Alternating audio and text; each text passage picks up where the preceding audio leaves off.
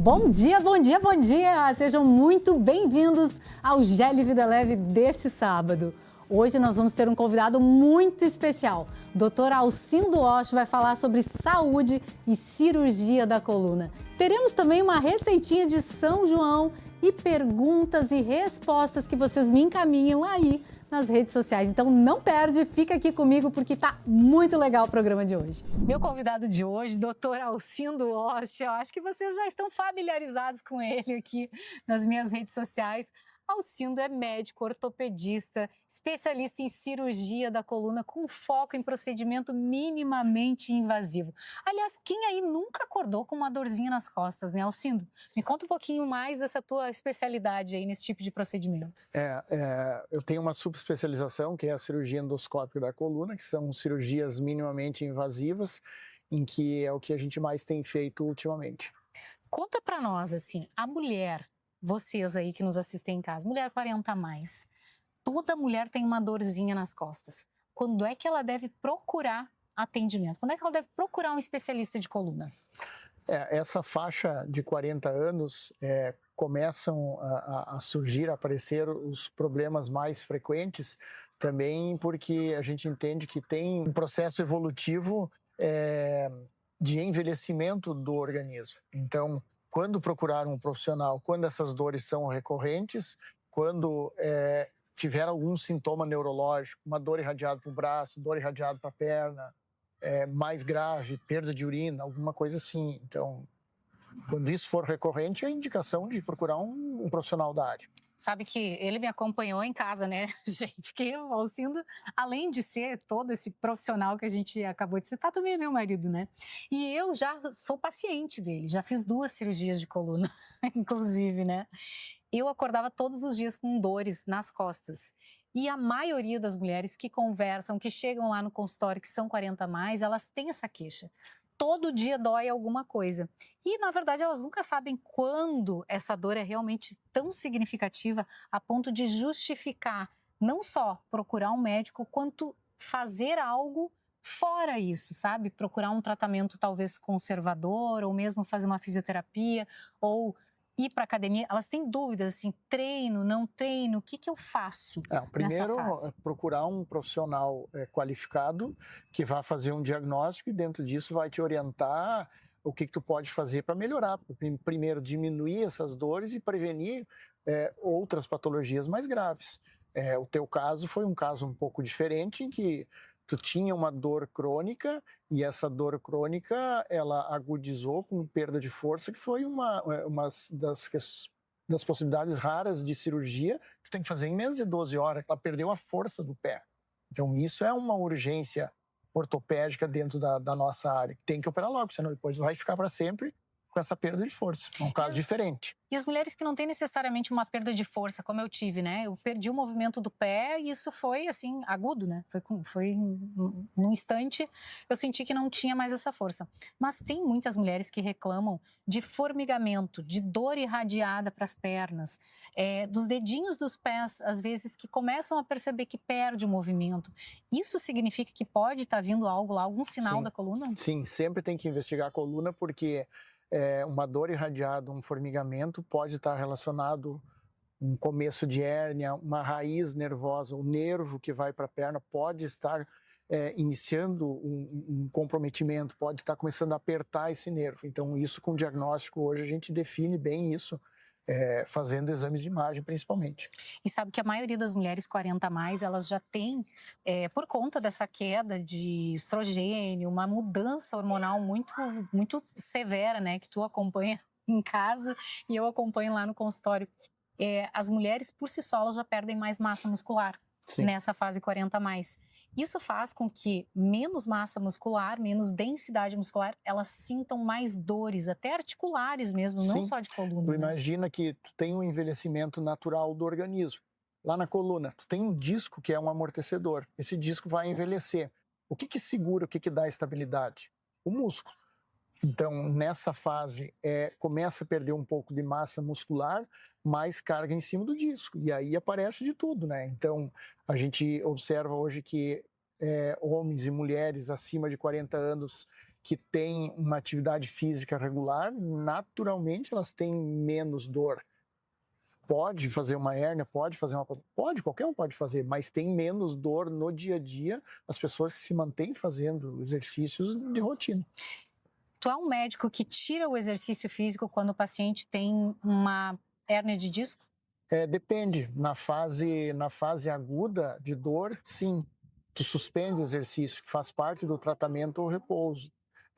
Então, tu vai fazer repouso, tu vai medicar esse paciente, tu vai começar a reabilitar ele. Eu uso muito a fisioterapia para depois botar ele no exercício de novo. E o que esse paciente pode fazer de exercício? Qual é o melhor exercício para esse paciente recuperar essa densidade muscular? O melhor exercício, a melhor indicação para ele é ter um bom orientador físico para ele, que vai combinar os exercícios para que ele tenha uma condição física boa. Não é um exercício pontualmente alguma coisa que vai fazer essa diferença. Então, muitas vezes as pessoas têm vontade de fazer exercício, mas vão fazer exercício por conta ou não são bem orientados e acabam desistindo. Por quê? Porque vão lá e não fazem exercício bem feito, vai ter dor. Então, o fundamental é ter um bom orientador que programe essa evolução dentro do exercício para ele. E é engraçado que a gente ouve muito isso. Eu tive que parar de fazer exercício porque eu sentia muita dor nas costas. Fiz um exame de coluna, não deu nada cirúrgico, não deu nada que eu tenha que operar. Todo dia a gente encontra isso. E como é que tu lida com isso? Aí tu tem que também analisar algumas coisas do dia a dia. Por exemplo, grande parte das pessoas hoje trabalham sentadas. Tá, como que está a tua postura no teu trabalho? Como que está a altura do monitor do teu computador?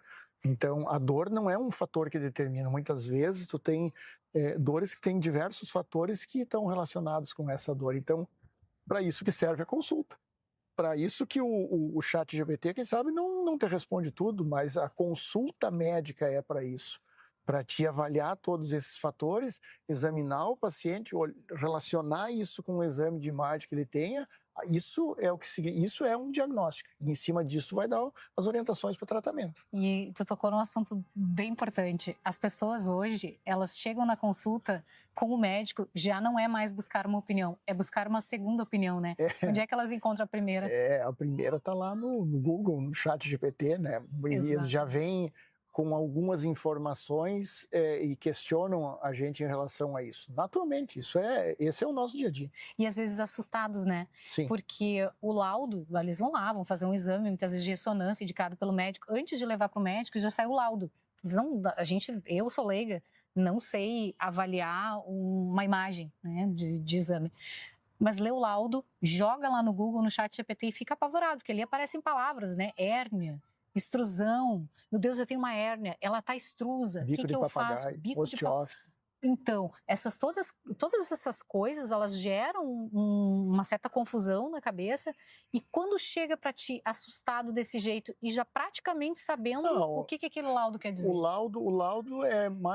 laudo compõe um exame. O exame é composto de imagens e do laudo, que é feito por um colega radiologista que descreve as alterações que tem especificamente no laudo.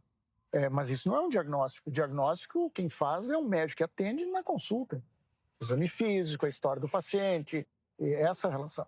Imagens, Sim. né? Muito mais até do que laudo, sim, né? Eu que te ouço falar em casa assim, sobre imagens, né? Alcindo, osteoporose, já que a gente está falando de uma mulher que está envelhecendo, né? Osteoporose e coluna. É um combo perigoso. Como é que a gente pode prevenir isso antes de se tornar um problema? Prevenir tendo uma vida saudável. Procurando a tua esposa. Nutri. Sim, tendo uma vida saudável. Então, pegando sol, comendo bem, fazendo exercícios, são fatores importantes para prevenir a osteoporose. Claro, existe uma carga genética relacionada com isso também. Então, aí vem a importância de fazer os exames básicos lá depois dos 40 anos. Bom, e tem alguns mitos, né, que as pessoas têm com relação à cirurgia de coluna. Uma que eu sempre ouço assim, eu tenho medo de fazer cirurgia de coluna porque é certo que se sai numa cadeira de rodas. Isso é mito.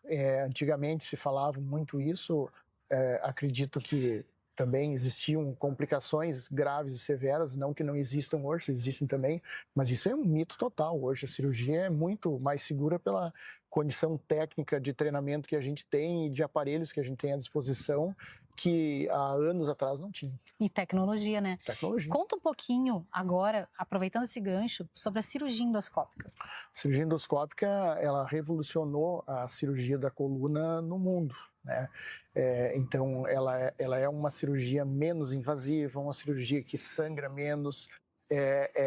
O paciente tem uma alta precoce do hospital. Hoje tu opera uma hérnia, no mesmo dia tu vai para casa. Anos atrás ficava 2, 3 dias internado. Então, isso tem grande relação com a tecnologia e com a qualificação para se fazer esse tipo de cirurgia também, né? Existe todo um treinamento para que tu consiga fazer, que exige muita técnica do cirurgião para fazer uma cirurgia endoscópica. E o resultado, quem nos dá depois é o paciente. Então, tem complicações da cirurgia endoscópica? Tem, como em qualquer cirurgia que tu fizer, independente do aparelho que for, né? Vai ter, mas ela nos facilitou e deu uma qualidade de recuperação muito maior para os pacientes. E toda cirurgia que eu posso fazer aberta também tem a opção de endoscópica ou não? Depende, as indicações de cirurgia aberta, elas existem, elas são feitas no dia a dia, mas a cirurgia endoscópica é uma cirurgia mais precisa, mais relacionada com a precisão.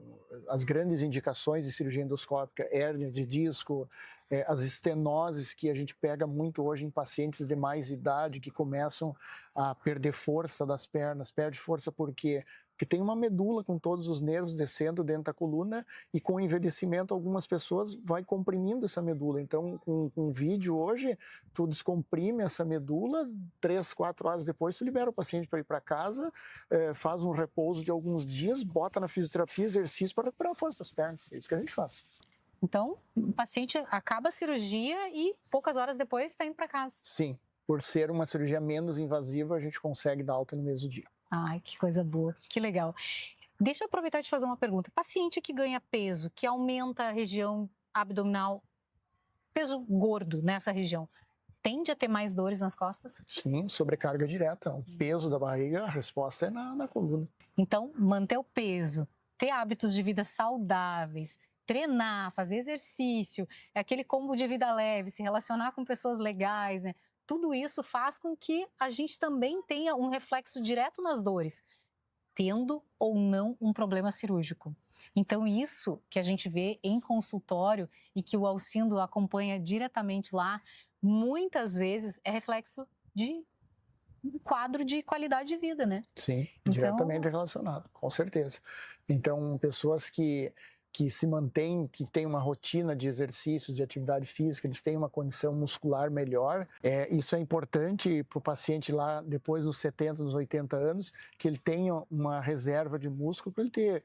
A gente sabe hoje que a qualidade de vida do idoso está diretamente relacionado com a força nas pernas. Então, isso tu começa a plantar lá mais jovem para colher depois lá na terceira idade. Então, estilo de vida saudável melhora a qualidade óssea, melhora a qualidade muscular, pode sim evitar um problema mais grave que leve à cirurgia, mas também, caso a pessoa precise fazer uma cirurgia, tem que fazer. É o hábito de vida que vai recuperar ela de forma mais rápida. Tem fatores genéticos muitas vezes, como eu citei antes, de que uma pessoa de idade que algumas pessoas naturalmente começam a comprimir a medula, começam a ter perda de força das pernas, independente se ele foi um atleta ou não, ele pode ter isso, são fatores genéticos relacionados com isso. Aí sim, tu vai lá e corrige pontualmente aquilo, mas ele também vai ter uma recuperação mais rápida do que uma pessoa sedentária. Então, Alcindo, onde é que as pessoas podem te encontrar para saber um pouquinho mais do teu trabalho, agendar consultas? Sim, nós atendemos na Clínica Horta, na Zona Sul, na Avenida Cavalhada, atendo no Hospital Ernesto Ornelis, no Hospital Mãe de Deus também, e atendo no Hospital de Sapiranga também. São os lugares que a gente circula. Então tá, muito obrigada, doutor Alcindo Ost. Obrigada pela entrevista, adorei. Obrigado pela oportunidade de poder falar um pouco. Obrigada.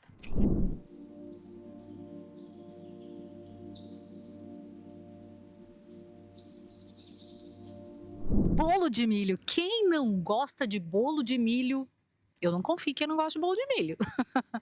Gente, São João com receita tradicional já é uma delícia. Agora pense em São João com uma receita fit, com o mesmo sabor, com a mesma suculência, só que baixa em calorias e sem açúcar.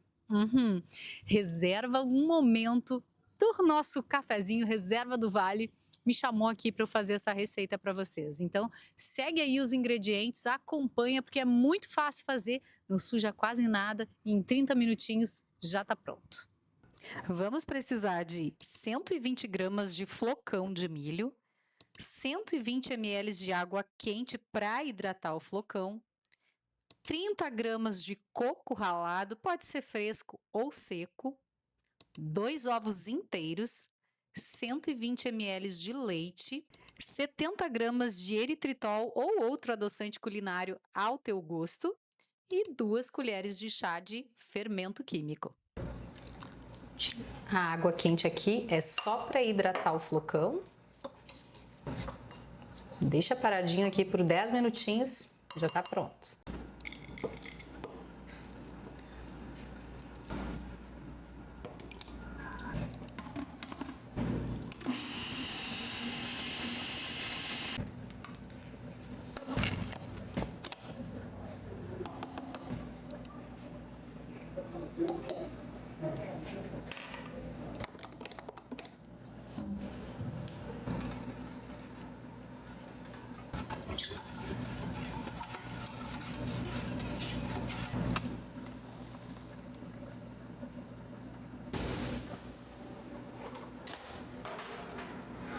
Um pouquinho aqui.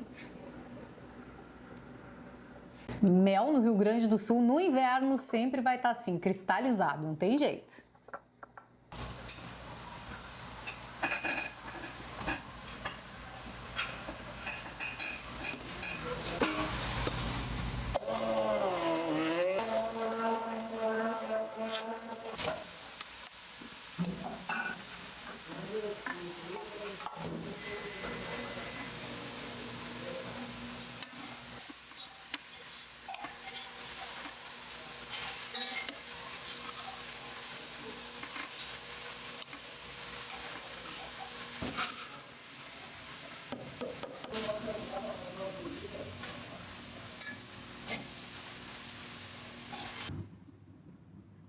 Nessa versão, eu fiz uma cobertura com mel e café passado.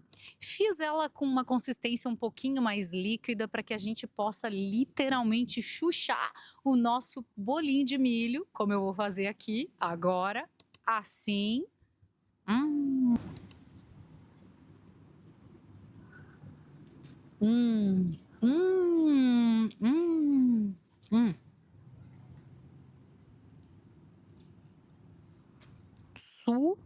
Surreal. Gente, sério, só façam, porque ficou uma delícia. O bolo em si não tem açúcar, e a dica aqui, se não quiser usar eritritol, não precisa adoçar com nada, porque o próprio milho já deixa mais docinho, né? O floco de milho já deixa assim. Mas o mel, depois na cobertura, já fica surreal. E agora eu vou contar um pouquinho para vocês por que dessa escolha. Eu gosto muito de tudo que é de milho. Primeiro porque milho é um carboidrato de média absorção. Então a gente se mantém saciado por muito mais tempo. E nessa receita aqui, a gente usou o flocão justamente porque tem um pouco mais de fibras. Então a gente se mantém saciado por muito mais tempo. Não só isso. O milho, nessa sua coloração amarelinha, ela tem luteína, que é ótimo para a saúde dos olhos. Então, sim, tudo aquilo que a gente consome de vegetais que são amarelos também nos ajudam na saúde ocular. Então, além de ser um pré-treino, além de estar lá na festinha de São João, além de poder impressionar uma visita aqui no sul, por exemplo, agora, tá frio, né? A gente está no outono, quase no inverno. Aliás, São João aqui já é inverno, né? E esse bolinho de milho super combina com esse solzinho, esse friozinho e o melhor café Reserva do Vale. Então faz a receita aí, depois me conta se gostou. Existem momentos na nossa rotina que fazem a diferença de verdade. E eu tenho um momento Reserva do Vale na minha vida todos os dias. Esse é um café com cultivado em Vitória da Conquista, na Bahia, que chegou para conquistar o coração dos gaúchos. Então, assiste o vídeo a seguir e escaneie o QR Code aqui na tela para saber um pouquinho mais.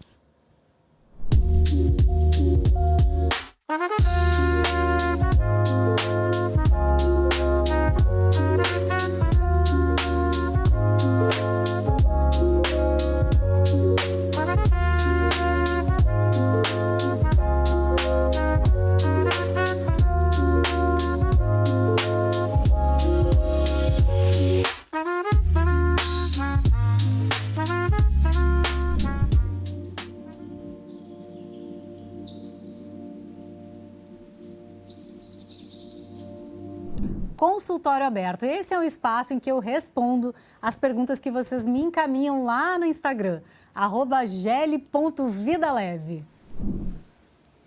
Glúten é vilão para todo mundo ou só para quem tem doença celíaca? Gente, só para quem tem doença celíaca. Bom, o celíaco não pode consumir glúten, não pode consumir alimentos com glúten. Isso é uma doença e pode levar a quadros muito graves, inclusive choque anafilático. A pessoa pode ter uma parada se consumir glúten. Então é grave, não é uma dieta que a pessoa está fazendo. Ela simplesmente não deve consumir, é tratamento. Então, muito cuidado, celíacos, nem pensar. Próxima pergunta. Sinto culpa toda vez que como algo fora do plano. Como parar com isso? Sabe que a culpa, ela é um ciclo, eu chamo de ciclo da culpa, tá? As pessoas que sentem mal depois de ter comido algo fora do seu planejamento, estão lá focadas de segunda a sexta comendo bem bonitinho, e aí tem um aniversário, tem algo fora, come algo que está fora daquele planejamento e acabam se sentindo muito mal. A culpa, ela leva ao excesso. Por quê? A pessoa ela se sente mal por uma atitude da qual ela resolveu abrir mão num determinado momento e aí ela decide que já que ela comeu, então ela vai comer todo o resto do mundo porque igual ela fez errado.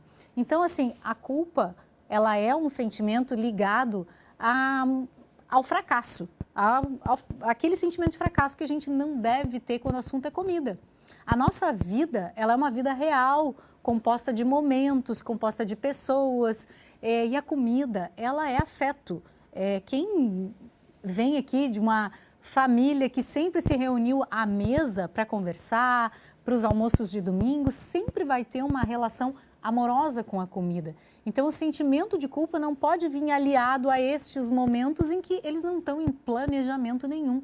Eles estão no planejamento da vida. Então, a gente tem que aprender a se relacionar com a comida de forma amorosa e não ter culpa por comer algo que está fora do planejamento da tua nutricionista. Aliás, avisa ela desses momentos e pede aí para ela pensar nisso na hora de calcular o teu planejamento. Próxima pergunta. O que fazer quando a família não quer comer saudável e você cozinha para todo mundo? Bom, primeiro que ninguém vai andar com uma bíblia de receitas saudáveis embaixo do braço, profetizando para todo mundo e obrigando todo mundo a mudar de hábitos. Gente, ninguém muda de hábitos à força. Tem que ser de leve, tem que ser sutil. Primeiro a gente muda, a família, ela vem na carona, né? Então, quando a gente resolve mudar os hábitos, anota essa dica, tá? Porque lá em casa foi bem assim. Eu comecei a mudar os ingredientes sem alarmar, sem avisar para ninguém. Eu mudava o tipo do açúcar, eu mudava o tipo da farinha, eu fui colocando na mesa mais saladas, mais legumes, diversas formas de preparação e a coisa foi fluindo normalmente. Então não precisa profetizar, não precisa obrigar, deixa fluir e vai aos pouquinhos fazendo sem que ninguém perceba e quando todo mundo percebeu, já foi. Chegamos ao fim do programa de hoje e esse cenário lindo que vocês estão vendo é da Império Persa. Cada detalhe veio dessa loja maravilhosa junto com a Elis Garcês, designer de interiores, que pensou em cada detalhe desse lugarzinho. Um beijo, bom sábado para vocês!